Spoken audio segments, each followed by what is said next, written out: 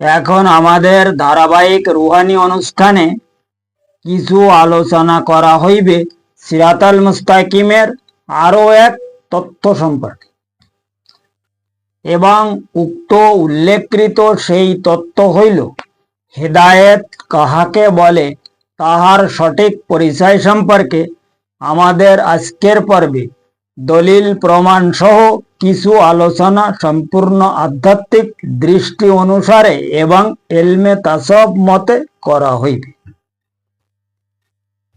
কারণ উক্ত মহাকঠিন সেই রুহানি বিষয়কে যদি সঠিকভাবে উপলব্ধি করা যায়, তবে বর্তমান জামানার প্রত্যেক মানব গোষ্ঠী উক্ত হিদায়েত কাহাকে বলে তাহার হাকিকত সহ সিরাতাল মুস্তাকিমের হাকিকত সম্পর্কে আরো বহু এলেম অর্জন করার জন্য সঠিক রুহানি হিসাব অনুযায়ী এবং বাতিনি তালিম অনুসারে অবশ্যই সক্ষম হইতে পারিবে ইনশাল্লাহ তাআলা। কারণ উক্ত হেদায়েত বস্তু সম্পর্কে প্রত্যেক মানব গোষ্ঠীগুণকে সঠিক রুহানি হিসাব অনুযায়ী এবং বাতিনি তালিম অনুসারে সেই মহান আল্লাহ পাক খোদ ইরশাদ ফরমায়া ও হুদাও, অর্থাৎ উক্ত পবিত্র শব্দের মাধ্যমে তিনি প্রত্যেক মানব গোষ্ঠীগুণকে তাহার হেদায়েত প্রদান ফরমায়। কাজে এখন আমাদের উপলব্ধি করার বিষয় হইল উক্ত হেদায়েত বস্তু আসলে কাহাকে বলে সেই ব্যাপারে। কারণ উক্ত হেদায়েত বস্তু আসলে কি, যদি তাহার সঠিক হাকিকত সম্পর্কে আমরা উপলব্ধি করার জন্য সক্ষম হইতে পারি, তবে সেই মহান আল্লাহ পাক আমাদের হেদায়েত সম্পর্কে তিনি কি বস্তুকে প্রদান ফরমায়া তাহা অবশ্যই উপলব্ধি করা যাইবে। কারণ উক্ত হিদায়েত মানে হইল জানকারী।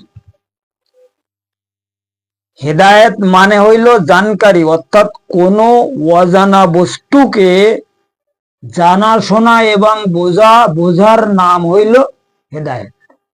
যেমন হজরতে আদম আলাইহিসসালামের সেই আদি জামানা হইতে হজরতে ঈসা আলাইহিসসালামের উক্ত জামানা পর্যন্ত কোন নবী রাসূল বা পয়গম্বররা জানতেন না সেই মহান আল্লাহ পাকের দিদার হাসিলকৃত উক্ত এলেম তিনি প্রত্যেক মানব দেহর মধ্যেই উপস্থিত ফরমায়।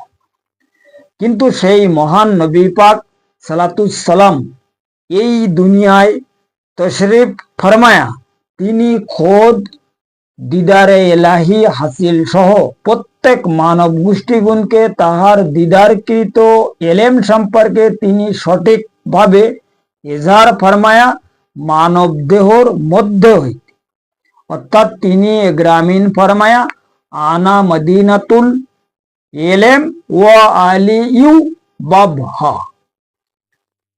এখন এই হাদিস যে উনি ফরমায়া, এই হাদিসের আসল মানে হইল, এখানে আমরা যেটা বুঝি, যেটা জাহিরগত ভাবে জানি, সেটা হচ্ছে কি হুজুর পাক হচ্ছে এলমের একটা বিরাট শহর এবং মাওলানা কায়নাত হচ্ছে ওই এলেমের দরজা।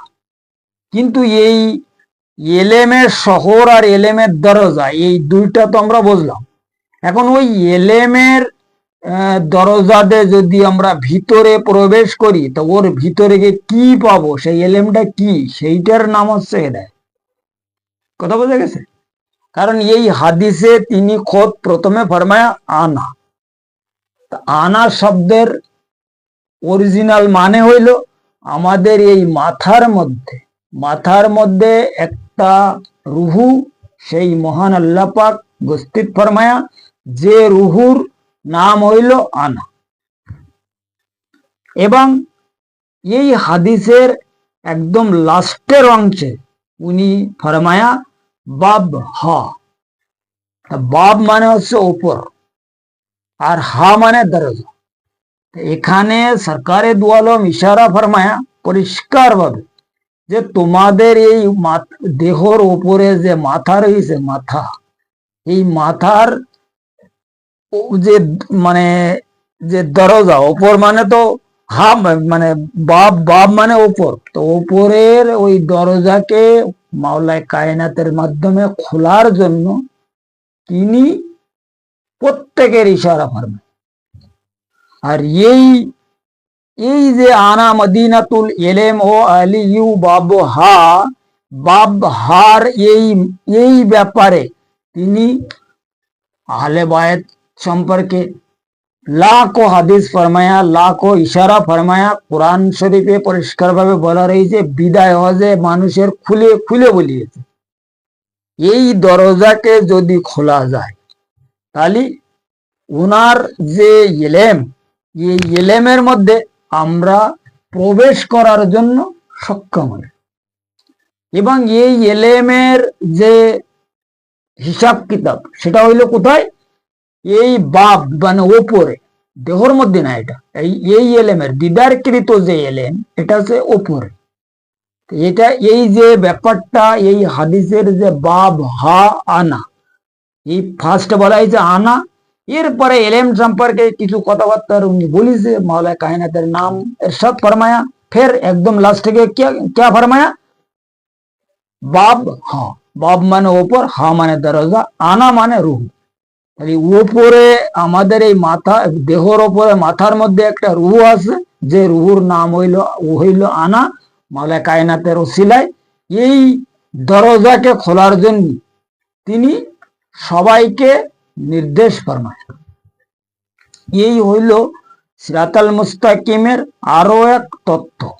এবং উক্ত তথ্যকে প্রত্যেক মানব গোষ্ঠীর জানার অবশ্যই খুব দরকার রয়েছে। যেমন ইহার আগে গত মতলব 7 পর্ব পর্যন্ত, ইহার আগে গত 7 পর্ব পর্যন্ত আমি আলোচনা ফরমায়াছি প্রত্যেক মানব দেহকৃত 7 লতিফার 7 প্রকার কর্ম সম্পর্কে।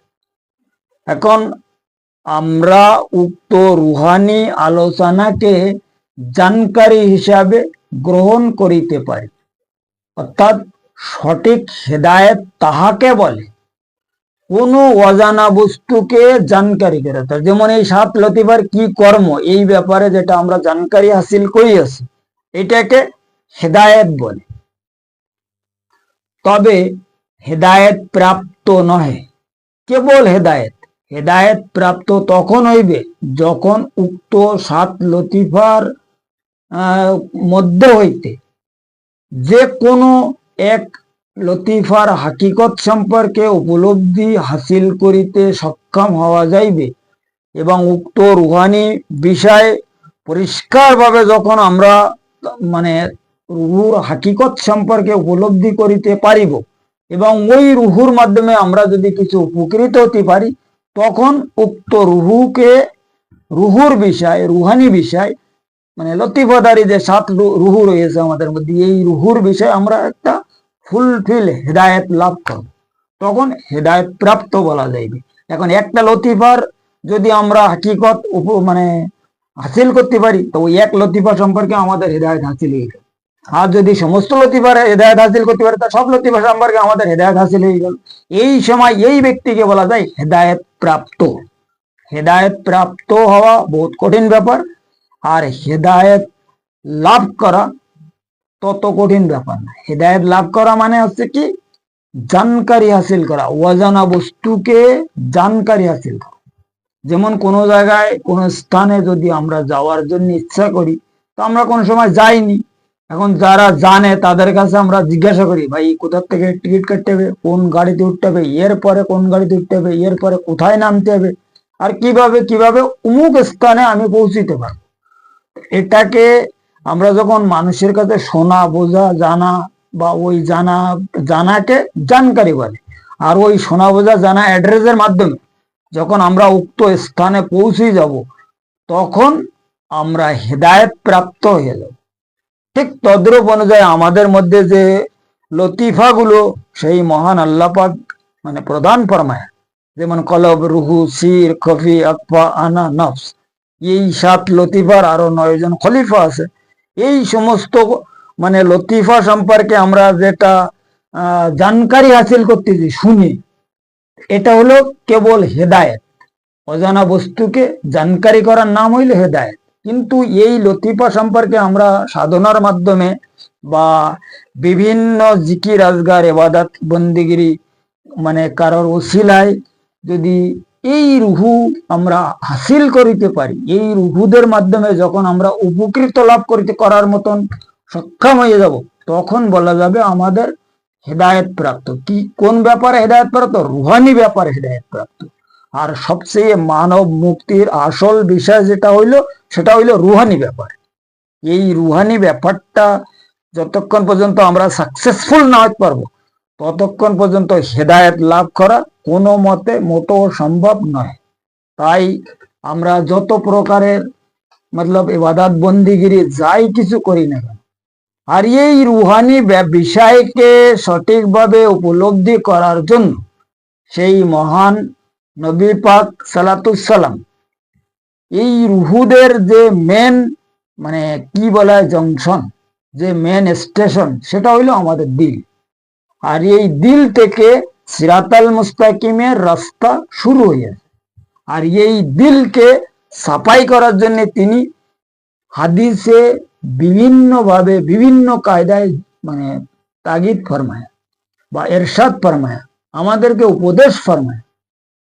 এই ব্যাপারে যদি আমরা একটু ভালোভাবে খেয়াল করি, তাহলে হেদায়েত লাভ করা যায় এবং হেদায়েত প্রাপ্ত হওয়া যায়। আর হেদায়েতের বিষয়ে আমরা সম্পূর্ণ ফুলফিল মানে ব্যাপারটা উপলব্ধি করিতে সক্ষম হইতে পারি। যে কারণে আল্লাহ পাক পরিষ্কার ভাবে এরশাদ ফরমায়া, অমাই ইউদলিল ফালান তাজিদালা উলিয়াম মুর্শিদা। এই হেদায়েত লাভ করার জন্য তাহার পুরস্কার প্রাপ্ত কোন মোকাম্মেল কামেল জাত ওলি কিংবা সঠিক একজন মুর্শিদের ওসিলা দরকার হয়। কারণ ওসিলা ছাড়া কোনো কিচ্ছু হতে পারে না। যেমন এই যে আমাদের রুহানিগত ব্যাপার যেটা, এটা তো হুজুর পাক আসার আগে, আমরা যখন হুজুর পাক এই দুনিয়ায় প্রকাশ না হইয়াছিলেন, কোনো ব্যক্তি জানতেন না। এর আগে তো বলা যায় 1,24,000 এ মতান্তরে 2,24,000 পয়গম্বর দুনিয়ায় মানে তশরিফ ফরমায়, কিন্তু তাহারা কেউ জানতেন না যে সেই মহান আল্লাহ পাকের দিদারে এলাহি কিভাবে হাসিল। যদি জানতেন তা কারণ না কারণ তো দিদার হইতো না, উনি ছাড়া তো আর কেউ দিদার করতে পারেনি। আর আজও কোনো ব্যক্তি যদি সেই মহান আল্লাহ পাকের দিদারে এলাহি হাসিল করতে যায়, তো হুজুর পাকের ওসিলায় হাসিল হবে। উনি যদি তাহার সেই মহা অসীম অনুগ্রহ মোবারকে দয়া ফরমায়, তখনই সেই ব্যক্তি দিদারে এলাহি হাসিল করতে পারবে। নচেত কোনো ব্যক্তি যত প্রকার শক্তিশালী যত প্রকার সাধক হোক না কেন, দিদারে এলাহি লাভ করার কারোর ক্ষমতা নেই। আর যতক্ষণ পর্যন্ত দিদারে এলাহি হাসিল করিতে না পারিবে, সেই ব্যক্তি ওলি নয়। কথা বোঝা গেছে? আর মুর্শিদ তো ওর আগের আরো হিসাব কিতাব। প্রথমে ওলি হইতে হবে, তারপরে যে মুর্শিদ হইতে হবে। যে কারণে এই কোরআন শরীফে বলেছে প্রথমে ওলির কথা, তারপরে বলি মুর্শিদ কথা। অমাই ইউদলিল ফালান তাজিদালা ওলিয়াম মুর্শিদা। প্রথমে ওলি হওয়ার দরকার আছে, এর পরে যদি মুর্শিদ হওয়া যায়। নচেত কোনো ব্যক্তি যদি এই মানে কোন রকমে কি বলা যায় যে বর্তমান সমাজের মধ্যে যা দেখা যাচ্ছে, যে বিভিন্ন জায়গায় শাহজাদা নিশিন, গদি নিশিন, এ নিশিন, সে নিশিন, বিভিন্ন মানে কায়দায় এক একজন মুর্শিদ সেজে বসে রয়েছে, বা বিশাল বড় দরবার খুলে বিভিন্ন আকারে চান্দা নজরানা যে কালেকশন হচ্ছে, এ ভাই এগুলো তাদের ব্যাপার, সে তারা জানে এতে কি, তারা কি কোন কোথার থেকে মুর্শিদ হয়েছে, কোথার থেকে কি হইয়াছে, এটা তাদের ব্যাপার। এই ব্যাপারে যদি কেউ মতলব মাথা খারাপ করে, আর এই ব্যাপারে কেউ যদি বোঝার চিন্তা ভাবনা করে, তাহলে তার নিজের ব্যক্তিগত টাইমে সে লোকসান করে। কারণ আমি যেটা বুঝি সেটা হচ্ছে কি, যতক্ষণ পর্যন্ত রুহানি বিষয়ে কোনো ব্যক্তি সাকসেসফুল না হতে পারবে, সেই ব্যক্তি রুহানি জগতের কোনো স্তর লাভ করতে পারবে না। ওসব ওলি মুর্শিদ তো বহুত দূরের কথা, একজন সাধক হিসাবেও গণ্য হতে পারবে না। প্রথমে তো সাধক হইতে হবে না। প্রথম স্তর আছে ফানাফি শেখ, এরপর আছে ফানাফির রাসুল, তো ফানাফির শেখের মধ্যে 3টে মোকাম, আর ফানাফির রাসুল ওখানে অনেক মানে মেহনতের প্রয়োজন আছে। এরপরে ফানাফিল্লা, ফের বাকাবিল্লা, এরপরে আরো বহুত স্তর আছে, ফানাইকা লাকাবিল্লা, ও তা।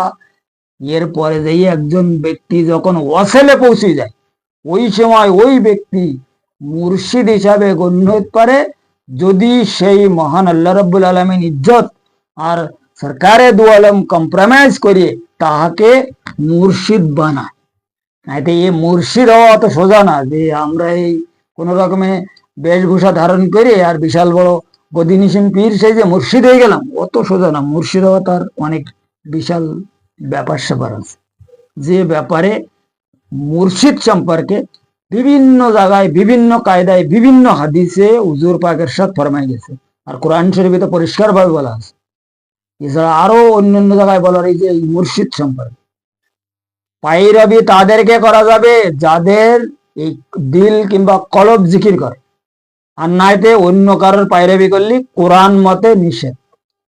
কোরআন শরীফে পরিষ্কার ভাবে বলা রয়েছে কথা। সূরা কাফের মধ্যে পরিষ্কার ভাবে আল্লাহ ফরমাই দিয়েছে যে যাহাদের দিল আমার জিকির হইতে গাফিল রয়েছে, তোমরা তাহাদের কোনো পায়রাবি মোটেও করিবে না। এ কথা হুজুর পাকও ফরমায়, ইত্তাকু আলিমুল জাহেল, আলিমুল লিসান ও জাহেলুল কলব। যাদের কলব জাহেল, যারা লেসানকৃত এলেম দ্বারাই এই প্রশিক্ষণ দিচ্ছে মানুষের, এদের থেকে অনেক দূরে থাকার কথা সরকারে দু আলম খোদ ফরমায়। এখন আমরা তো আসলে এ ব্যাপারে অনেক লম্বা চওড়া আলোচনা, ওদিকে আমি যাইতে চাচ্ছি না। তাই এখন যাই হোক, এসব সম্পর্কে আমি আসলে কারোর নামে কথা বলিনি, আর কাউকে আমার কথা বলারও প্রয়োজন আসে না। সবচেয়ে বড় কথা হচ্ছে এই সিরাতাল মুস্তাকিমের রাস্তায় চলার জন্য একজন সুশিক্ষিত গাইডের অবশ্য দরকার আছে, আর গাইড না হলে কেউ চলতে পারবে না। এখন যদি কোনো ব্যক্তি আমাদের সঙ্গে জুড়ে থাকে, তাহাদের অবশ্যই একটা রাস্তা দেখানো হবে এবং তারা বুঝিতে পারিবে। এখন জোড়ার জন্য আমার ডিসক্রিপশনে নাম্বার তো অবশ্যই দেওয়া আছে, আর এই কথা তো আমি প্রত্যেক ভিডিওর মধ্যে বলে রেখেছি। কারণ আমি এখানে কেবল কথা বলতেছি না, কেবল মানুষের উপদেশ দিচ্ছি। এই উপদেশের সাথে সাথে তাদেরকে এই রাস্তার চলার জন্য, এই রাস্তায় চলার জন্য ব্যবস্থাও করা হবে।